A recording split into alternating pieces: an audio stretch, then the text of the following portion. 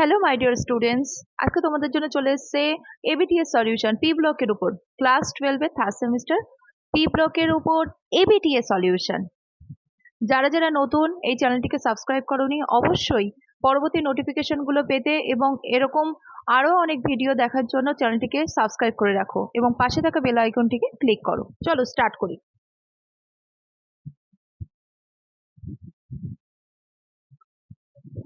First, orthophosphoric acid. একে যদি আমরা 220 ডিগ্রি সেলসিয়াসে হিট দিই তাহলে কি তৈরি হয়? দেখো, অর্থোফসফরিক অ্যাসিডের স্ট্রাকচার কি? আমাদের অর্থোফসফরিক অ্যাসিডের স্ট্রাকচার বা আমাদের সংকেতটা কি আগে আমাদের জেনে নিতে হবে। তার সংকেত হচ্ছে H3PO4। এটাকে কিন্তু 2 মোল নিতে হয়, 2 মোল H3PO4 কে নিতে হয়। নিয়ে আমাদের হিট দিচ্ছি, হিট দিলে সঙ্গে সঙ্গে আমাদের কি তৈরি হবে? জল বাইরে বেরিয়ে যাবে। এবার জল বাইরে বেরিয়ে গেলে এখানটায় তৈরি হয় পাইরোফসফরিক অ্যাসিড। এর সংকেত কি? H4P2O7 পাইরোফসফরিক অ্যাসিড তৈরি হয়। ঠিক আছে, এবার অর্থোফসফরিক অ্যাসিড 2 মোল না হচ্ছে, দেখো 2 মোল মানে হচ্ছে হাইড্রোজেন কটা হবে? 6টা, ফসফরাস কটা? 2টো, এবং অক্সিজেন কটা? 8টা। এবং এর থেকে যদি H2O বেরিয়ে যায় তাহলে কি হবে? H2O বেরিয়ে গেলে হাইড্রোজেন হয়ে যাবে কটা? হাইড্রোজেন হয়ে যাবে 4টে। পি পি হচ্ছে 2টো এবং ও হচ্ছে 7। ঠিক আছে, বোঝা গেল? এবার আমাদের কোশ্চেনটা কি ছিল দেখা যাক। কোশ্চেনটা আমাদের বলছে যে উৎপন্ন এক্স যৌগটি সম্পর্কে কোন বিবৃতিটি সঠিক নয়। কোনো কোনো সময় সঠিক দেয়, কোনো কোনো সময় কোশ্চেন আসে সঠিক। তাই ভালো করে দেখে নিতে হবে কোনটা সঠিক কোনটা সঠিক নয়। ঠিক আছে, এখানে দিয়েছে সঠিক নয়, তো এটা দিয়েছে এটি একটি চতুক্ষারীয় অ্যাসিড। এটিতে একটি মাত্র পিওপি বন্ধন উপস্থিত। এটিতে দুটি পিও বন্ধন উপস্থিত। আর এটি আদ্র বিশ্লেষণের ফলে মেটাফসফরিক অ্যাসিড উৎপন্ন হয়। চলো দেখে নিই। আমাদের ফার্স্ট দিয়েছি এটি একটি চতুক্ষারীয় অ্যাসিড। আচ্ছা, চতুক্ষারীয় বা ক্ষার, ক্ষার জিনিসটা কি হয়? আমরা জানি যে ওএইচ বন্ড, এইগুলোকে আমাদের ক্ষার ডিনোট করে। দেখি এখানে ওএইচ বন্ধন আছে কিনা। দেখো, পাইরোফসফরিক অ্যাসিডে কটা ওএইচ বন্ড আছে? 4টে আছে। তার মানে কি এখানে কটা ওএইচ বন্ড আছে? 4টে। তাই জন্য এখানে কি, এখানে চতুক্ষারীয় এই কথাটা কিন্তু ঠিক আছে। এটি একটি চতুক্ষারীয় অ্যাসিড। ঠিক আছে, বোঝা গেল? নেক্সট কি দিয়েছে? পিওপি বন্ধন, একটা পিওপি বন্ধন আছে কিনা? আছে, স্ট্রাকচারে দেখাই যাচ্ছে পিওপি বন্ড আছে। ঠিক আছে, পাইরোফসফরিক অ্যাসিডের পিওপি বন্ড রয়েছে, দেখা গেল। নেক্সট নেক্সট বলেছে আমাদের এটাতে দুটো পিও বন্ড আছে কিনা। পিও মানে হচ্ছে পি ডবল বন্ডও আছে, ওই যে মাথায় দেখা যাচ্ছে পাইরোফসফরিক অ্যাসিডের লাস্টের যে স্ট্রাকচারটা রয়েছে পি ডবল বন্ডও দুটো রয়েছে, বোঝা গেল? আচ্ছা, আরেকটা দিয়েছে এই যে পাইরোফসফরিক অ্যাসিডকে যদি আমরা আদ্র বিশ্লেষণ করি, মানে আবার যদি এটাকে আমরা জল দিই তাহলে কি আমাদের মেটাফসফরিক অ্যাসিড তৈরি হয়। দেখো, ফার্স্টের যে স্ট্রাকচারটা সেটা হচ্ছে মেটাফসফরিক অ্যাসিড। এবার মেটাফসফরিক অ্যাসিড কি তৈরি হবে? দেখো, আমাদের যদি পাইরোফসফরিক অ্যাসিডকে যদি জল দিই তাহলে আবার কিন্তু অর্থ ফসফরিক অ্যাসিড তৈরি হয়, মেটাফসফরিক অ্যাসিড তৈরি হয় না। ঠিক আছে, তাই আমাদের আহ এই অপশনটাই কিন্তু ভুল, যে এটি আদ্র বিশ্লেষণের ফলে মেটা ফসফরিক অ্যাসিড তৈরি করে, এই অপশনটাই ভুল। কোন বিবৃতি সঠিক নয়? তাহলে অ্যান্সার হবে হচ্ছে এই যে ফার্স্ট লাস্টেরটা, ডি। ডি নম্বর হচ্ছে অ্যান্সার হবে। ঠিক আছে, তারপর তারপর বলছে অক্সিজেনের জারণ সংখ্যা +2 এইরূপ একটি যৌগের উদাহরণ দাও। দেখো, আমাদের কি কি রয়েছে? তড়িৎ ঋণাত্মকতা যদি আমরা ক্রম দেখি তাহলে আমরা মুলিকান বার্কার যে একটা স্কেল রয়েছে সেই স্কেল অনুযায়ী যদি দেখা হয় তাহলে ফ্লুরিন সব থেকে বেশি হয়। ফ্লুরিন, অক্সিজেন এবং নাইট্রোজেনের মধ্যে ফ্লুরিনের সব থেকে বেশি। তারপরে হচ্ছে অক্সিজেন, তারপরে কি নাইট্রোজেন। ঠিক আছে, তারপর হচ্ছে ক্লোরিন, ব্রোমিন, আয়োডিন, আর হচ্ছে কার্বন আর হাইড্রোজেন। এবার দেখা যাক আমাদের এই যে মুলিকান বার্কার আমরা স্কেলটা ইউজ করছি এবং সেখানে আমাদের এই যে তিনখানা আমাদের স্যাম্পল দিয়ে দিয়েছে সেগুলোর মধ্যে আমরা একটু করে দেখি। ফার্স্ট এটা দিয়েছে, দেখো Cl2O। তো Cl2O ওর মধ্যে এই তড়িৎ ঋণাত্মকতা কার বেশি? অক্সিজেনের। Cl আর অক্সিজেনের মধ্যে কার বেশি? অক্সিজেনের। তো এই অক্সিজেনের মাথায় কি হবে? -2, আর Cl এর মাথায় +1 হবে। ঠিক আছে, আচ্ছা, Br 2O। এবার এই দুটোর মধ্যে কম্পেয়ার করি, তাহলে এই দুটোর মধ্যে অক্সিজেন হচ্ছে মোর ইলেকট্রোনেগেটিভ দেন হচ্ছে বিআর, তাই জন্য অক্সিজেনের মাথায় -2 আর বিআর এর মাথায় +1। ঠিক আছে, তারপর OF2, OF2 তে F2 হচ্ছে কি হবে, F2 OF2 অক্সিজেন আর ক্লোরিন, এই অক্সিজেন আর ক্লোরিনের মধ্যে ক্লোরিন হচ্ছে মোর ইলেকট্রোনেগেটিভ, পরিচিরতা হচ্ছে অক্সিজেন আর ক্লোরিনের মধ্যে ক্লোরিনের বেশি, তাই জন্য কি হবে ক্লোরিনের নেগেটিভ চার্জ আর অক্সিজেনের মাত্রা হচ্ছে +2, তাহলে এটা অ্যান্সার হবে সি। ঠিক আছে, OF2 এটাই হবে হচ্ছে অ্যান্সার। ঠিক আছে, তারপরে একটা কি দিয়েছে, তারপরে কোশ্চেন হচ্ছে I2 অপেক্ষা ICl অধিক সক্রিয় কেন? ঠিক আছে, অধিক সক্রিয় কেন? দেখো I2 হচ্ছে, I2 কি, I2 হচ্ছে হ্যালোজেন একটা গ্রুপ, আমরা জানি I2 মানে দুটো আয়োডিনের মধ্যে কিন্তু একটা ওভারল্যাপ হচ্ছে। ঠিক আছে, আচ্ছা ICl হচ্ছে ইন্টার হ্যালোজেন বা আন্তর হ্যালোজেন। ঠিক আছে, আন্তর হ্যালোজেন মানে কি, দুটো আলাদা হ্যালোজেন গ্রুপের মধ্যে যদি একটা হ্যাঁ, একটা কি হয় যে একটা হচ্ছে মৌল তৈরি হয়, তাহলে সেটাকে বলবো আন্তঃহ্যালোজেন বা ইন্টারমলিকুল। আচ্ছা, আমাদের কোশ্চেনটা কি দিয়েছে আমরা সেটা আগে দেখে নিই। কোশ্চেন দিয়েছে যে I2 অপেক্ষা ICl অনেক বেশি সক্রিয় কেন? দেখো ফার্স্টটা দিয়েছে I আর Cl এর মধ্যে পরিচিরতাগত পার্থক্যের জন্য ICl বেশি ধ্রুবীয়।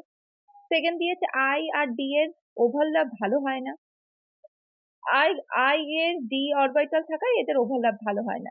3 নম্বর কি বলেছে, এটা রৈখিক আকৃতি। ডি বলেছে আয়োডিনের আকার ক্লোরিনের তুলনায় বড়। দেখো অবভিয়াসলি আইসিএল এর আয়োডিনের আকার ক্লোরিনের তুলনায় বড়। ঠিক আছে, আর সেকেন্ডটা দিয়েছে আই এর ডি অরবিটাল রয়েছে, এটার জন্য কি হয় যে ক্লোরিনের সাথে ভালো ওভারল্যাপ হয় না।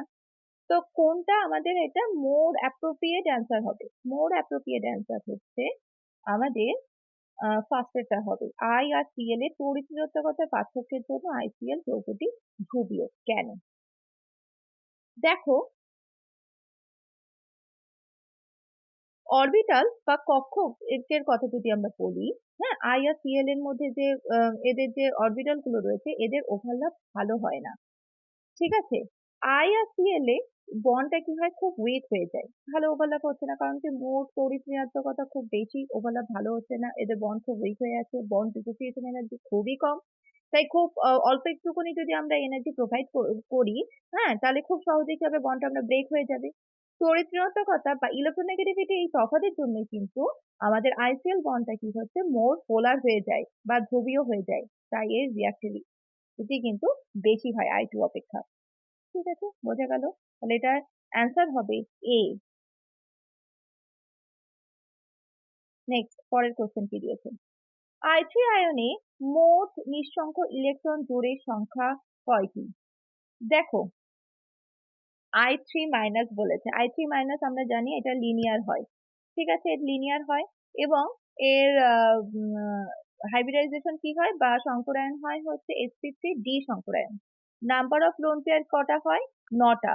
হ্যাঁ, আর সেন্ট্রাল অ্যাটমে, সেন্ট্রাল অ্যাটমের কটা হচ্ছে আমাদের নাম্বার অফ লোন পেয়ার কটা থাকে, 3টে থাকে, দেখা যাচ্ছে এখান থেকে। ঠিক আছে, তাহলে এটা অ্যান্সার হবে 3। নেক্সট, পরের কোশ্চেন বলেছে অন্যান্য নোবেল গ্যাস সমূহের মধ্যে জেননই একমাত্র যৌগ গঠনে অংশগ্রহণ করে। আচ্ছা, এইটা বলার জন্য আমাদের অবশ্যই কি করতে হবে, আয়নাইজেশন এনথালপির যে অর্ডারটা সেটা একবার দেখে নিতে হবে। আয়নাইজেশন এনথালপির অর্ডার দেখো, হিলিয়াম, নিয়ন, আর্গন, ক্রিপ্টন, জেনন, রেডন, সব থেকে হিলিয়ামের বেশি হয়। এবার যত উপর থেকে নিচে যাবে তত কি হবে, সাইজ বাড়তে থাকবে, যত সাইজ বাড়তে থাকবে তত কি হবে, আয়নাইজেশন এনথালপি অত ভালো হয় না। ঠিক আছে, তাহলে হিলিয়ামের সব থেকে বেশি হয়। এখানটা আমাদের কোশ্চেন কি দিয়েছিল, এখানে কোশ্চেন দিয়েছিল যে নোবেল গ্যাস সমূহের মধ্যে জেননি একমাত্র যৌগ গঠনে অংশগ্রহণ করে। হ্যাঁ, ওর আয়নাইজেশন এনথালপি খুবই কম, তাই জন্য ও কি হবে, যৌগ গঠনে অংশগ্রহণ করবে। অ্যান্সার হবে এ।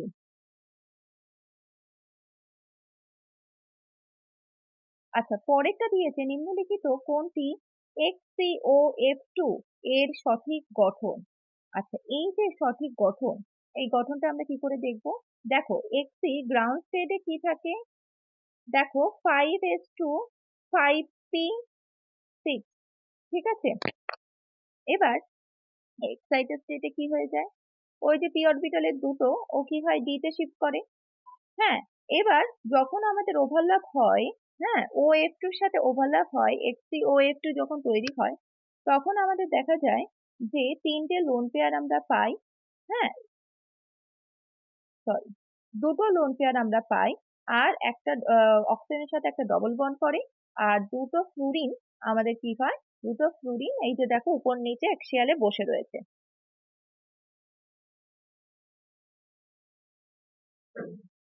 আচ্ছা, এটা যেহেতু অ্যাক্সিয়ালে রয়েছে, হ্যাঁ তাহলে আমাদের স্ট্রাকচারটা কি হচ্ছে, টি শেপ স্ট্রাকচার হচ্ছে, দেখো অনেকটা টি শেপ স্ট্রাকচার হচ্ছে। আচ্ছা, আমাদের কি চেয়েছে, কোশ্চেনটা কি চেয়েছে, কোশ্চেনটা আমাদের চেয়েছে হচ্ছে কোনটা হবে। তো এটা হবে হচ্ছে একটাই মাত্র, দেখো ও হচ্ছে একটা, তাহলে ও একটাই থাকবে, আর দুদিকে দুটো ফ্লুরিন হবে, ঠিক আছে, আর দুটো লোন পেয়ার থাকবে, এটাই হবে হচ্ছে অ্যান্সার। নেক্সট, SC13, ঠিক আছে, আমাদের SC11টা কমপ্লিট হয়ে গেছে, SC13টা আমরা স্টার্ট করি। একটা নাইট্রিক অক্সাইডের একটা আমাদের ইয়ে দিয়েছে, নাইট্রিক অক্সাইড তৈরি করতে হবে, ঠিক আছে, এনও তৈরি করতে হবে, এবং তার পুরো ফুল একটা ডায়াগ্রাম দিয়ে দিয়েছে। দেখো ফার্স্টে যে এনও তৈরি করব, কপার আর হচ্ছে মার্কারি দিয়েছে, আর ডাইলুট HNO3 বা লঘু HNO3 দেওয়া হয়েছে। আমাদের প্রোডাক্ট হিসেবে কি তৈরি হচ্ছে, প্রোডাক্টটা তোমরা দেখতেই পাচ্ছ, প্রোডাক্টে কোনো কিন্তু NO তৈরি হয়নি, NO2 তৈরি হয়েছে, নাইট্রোজেন ডাইঅক্সাইড তৈরি হয়েছে, কিন্তু আমাদের চেয়েছে কি NO, কোনো NO তৈরি হয়নি, তাহলে ফার্স্টেরটা হবে না।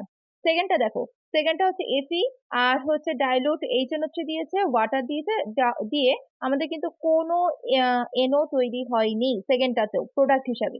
থার্ডেরটা কি, থার্ডেরটা আমাদের কি দিয়েছে, জিঙ্ক দিয়েছে, HNO3 দিয়েছে, আর H2 দিয়েছে, কিন্তু প্রোডাক্টে আমরা কিন্তু NO পাচ্ছি না, N2ও কিন্তু NO নয়, ঠিক আছে, NO পাচ্ছি না, তাহলে এটা কিন্তু হবে না। ফোর্থেরটা, ফোর্থেরটা কি, মার্কারি দেওয়া হয়েছে, আচ্ছা মার্কারিটা আমরা ফার্স্টেরটা করেছিলাম।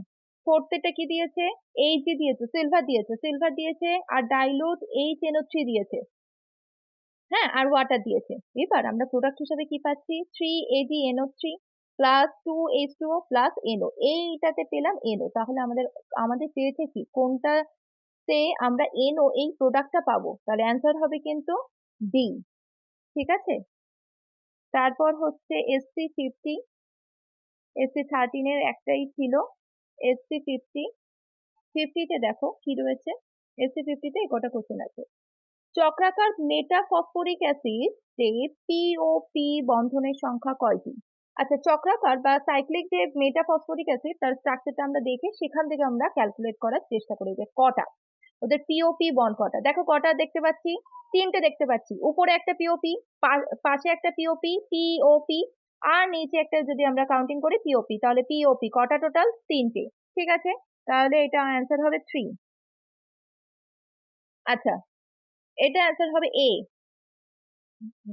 11-এ কি বলছে, কোনটি বিচারক ক্ষমতা সর্বোচ্চ, দেখো H2O, H2S, H2Se, H2Ce, চারটে দিয়েছে, ঠিক আছে, চারটের মধ্যে কোনটি বিজারক ক্ষমতা সর্বাধিক। এবার আমরা দেখছি অক্সিজেন, সালফার, সেলোনিয়াম, টেলোনিয়াম, আমরা কি জানি, যত উপর থেকে যত নিচের দিকে নামি পারমাণবিক আকার তত বাড়তে থাকে, বন্ড লেন্থ তত বাড়তে থাকে, বন্ড ডিসোসিয়েশন এনার্জি তত কমতে থাকে, তাহলে এগুলো যদি হতে থাকে তাপীয় স্থায়িত্ব কি হবে, তত কমতে থাকবে, যত তাপীয় স্থায়িত্ব কমতে থাকবে বিজারক ক্ষমতা তত বাড়তে থাকবে, তাহলে H2TE এর কিন্তু বিজারক ক্ষমতা সবচেয়ে বেশি, অ্যান্সার হবে ডি, ডি হবে অ্যান্সার, ডি, ডি, H2P হচ্ছে অ্যান্সার। নেক্সট, পরেরটা, কোনটিতে SOS বন্ধন বর্তমান, দেখে নি এই চারটে স্ট্রাকচার, দেখে নি চারটে স্ট্রাকচার আগে দেখে নি, ওখান থেকে আমরা দেখবো যে কোনটাতে SOS সর্বাধিক। ফার্স্টে কি দিয়েছে, পাইরক্সো মোনোসালফিউরিক অ্যাসিড, H2SO5, দেখো ওখানে SOS কিন্তু বন্ধন উপস্থিত নেই, ঠিক আছে, তারপরটা H2S2OH, এটাতেও কিন্তু SOS মানে অক্সিজেন একটা, কিন্তু এখানে রয়েছে অক্সিজেন কটা, দুটো, তাহলে এটা হবে না। তারপর এটা কি রয়েছে, H2S2O6, এটাতে কটা SS বন্ধন আছে কিন্তু SOS নেই, তাহলে এসওএস বন্ধন কোথায় আছে? এই যে পাইরো সালফিউরিক অ্যাসিডে এসওএস বন্ধন আছে, দেখতে পাচ্ছি আমরা পাইরো সালফিউরিক অ্যাসিডের স্ট্রাকচারটা একবার আমাদের দেখে নিই। স্ট্রাকচারে কি রয়েছে? এসওএস বন্ধন কিন্তু দেখতে পাচ্ছি। তাহলে অ্যান্সার হবে কি? পাইরো সালফিউরিক অ্যাসিড। ঠিক আছে, পাইরো সালফিউরিক অ্যাসিড মানে হচ্ছে তোমার অপশন হবে আমাদের কি, বলে দিই আমরা অপশন কি হবে। পাইরো সালফিউরিক অ্যাসিড দেখে নিই, দাঁড়াও কোশ্চেনটা দেখি। পাইরো সালফিউরিক অ্যাসিডের হবে হচ্ছে সি। ঠিক আছে, H2S2O7, সি হবে হচ্ছে অ্যান্সার আমাদের। তারপর নেক্সট কোশ্চেন, BrF3 যৌগটিতে কেন্দ্রীয় পরমাণুতে উপস্থিত নিঃসংখ্য ইলেকট্রন জোড়ের সংখ্যা। BrF3, তাহলে আমাদের BrF3 আহ আহ, ইয়েটা দেখে নিই, BrF3 তে কি হয়।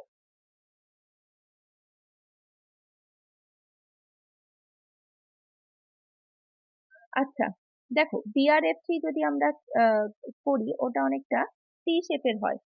ঠিক আছে, আচ্ছা এদের কি হয়, ইলেকট্রন জোড় সংখ্যা কত হয়? এদের ইলেকট্রন সেন্ট্রাল অ্যাটমের কত? Br মানে হচ্ছে 7, তাহলে 7+3 ডিভাইডেড বাই 2 মানে 5। ইলেকট্রন জোড় সংখ্যা হয় 5। বন্ড পেয়ার কত হয়? বন্ড পেয়ার মানে হচ্ছে তোমার বন্ধন সংখ্যা কত হয়? তিনটে বন্ড থাকে, তাই জন্য 3। লোন পেয়ার কি হয়? লোন পেয়ার হচ্ছে ইলেকট্রন জোড় সংখ্যা থেকে আমাদের বন্ধন সংখ্যা মাইনাস করলেই পেয়ে যায় আমাদের লোন পেয়ার। তাহলে 5 - 3 2, 2 হবে আমাদের অ্যান্সার। ঠিক আছে, আমাদের চেয়েছিল কি? নিঃসংখ্য ইলেকট্রন জোড়ের সংখ্যা। ঠিক আছে, উপস্থিত কেন্দ্রীয় পরমাণু নন সেন্ট্রাল অ্যাটম, এটা হবে হচ্ছে 2, বি অপশন। 14, ক্লোরিনের কোন অক্সো অ্যাসিডটি তীব্র অম্লধর্মী? কি কি দিয়েছে ক্লোরিনের? HCClO, ও তারপর HClO2, আর কি দিয়েছে? HClO3। ঠিক আছে, আর দিয়েছে HClO4। এবার কোনটা হবে অ্যান্সার? দেখো, সব থেকে আমাদের বলি, HClO4 হবে আমাদের অ্যান্সার। কেন অ্যান্সার হবে? HClO হবে না, হ্যাঁ O2 হবে না, O3 হবে না, HClO4 হবে আমাদের অ্যান্সার। কেন? কারণ হচ্ছে আমরা জানি কোনো নির্দিষ্ট হ্যালোজেন পরমাণুর পারমাণবিক সংখ্যা বৃদ্ধির সাথে সাথে অক্সো অ্যাসিড গুলো কি হয়, অম্লধর্মিতা আস্তে আস্তে কি হয়, বাড়তে থাকে। হ্যাঁ, এবার আমরা দেখতে পাচ্ছি যে লাস্টের যেটা HClO4, ওখানে যে চার্জ, ওখানে যে হ্যালোজেন ও যে চার্জ গুলো কি হচ্ছে, ডিলোকালাইজেশন হচ্ছে কি 4টে অক্সিজেনের উপর। ঠিক আছে, এবং এর স্থিতিশীলতা কি হয়, আস্তে আস্তে আস্তে আস্তে কি হয়, বৃদ্ধি পেতে থাকছে লাস্টেটার ক্ষেত্রে। ঠিক আছে, HClO4 এর ক্ষেত্রে বৃদ্ধি পেতে থাকছে, তাই জন্য অ্যান্সার হবে হচ্ছে HClO4।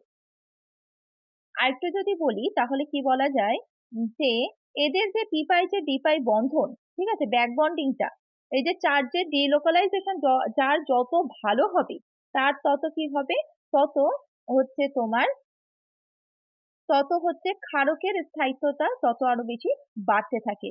এবং অনুবন্ধী এই যে ক্ষারকগুলোর স্থায়িত্বতা যত বাড়তে থাকবে, অ্যাসিডের বিয়োজন ক্ষমতা কি হবে, সহজে বেশি মাত্রায় ঘটে, এবং আম্লিকতা কি হয়, তত বেশি পরিমাণে বাড়তে থাকে।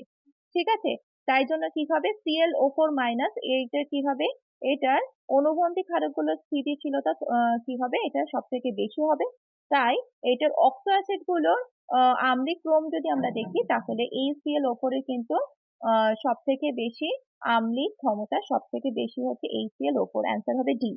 ঠিক আছে, নেক্সট আরেকটা কোশ্চেন আছে। কি আছে দেখো, HCOF2 অণুর প্রকৃত গঠনাকৃতি কি রূপ? এটা আমরা আহ আগেই দেখেছি যে এর ক্ষেত্রে কিরকম হয় স্ট্রাকচারটা। স্ট্রাকচারটা হয় এই যে লাস্টের যে স্ট্রাকচারটা 16, লাস্টের যে স্ট্রাকচারটা কিরকম দেখাচ্ছে, এটা অনেকটা হয় টি শেপ। ঠিক আছে, এক্সি, ওই যে উপর নিচে অ্যাক্সিয়ালে কি রয়েছে, একটা অ্যাক্সিয়ালে রয়েছে ফ্লুরিন, আর ইকুয়েটোরিয়াল পজিশনে দুটো লোন পেয়ার থাকে, একটা ডবল বন্ড ও থাকে, এটা অনেকটা টি শেপ হয়, অ্যান্সার হবে টি শেপ। ঠিক আছে, বি হবে অ্যান্সার।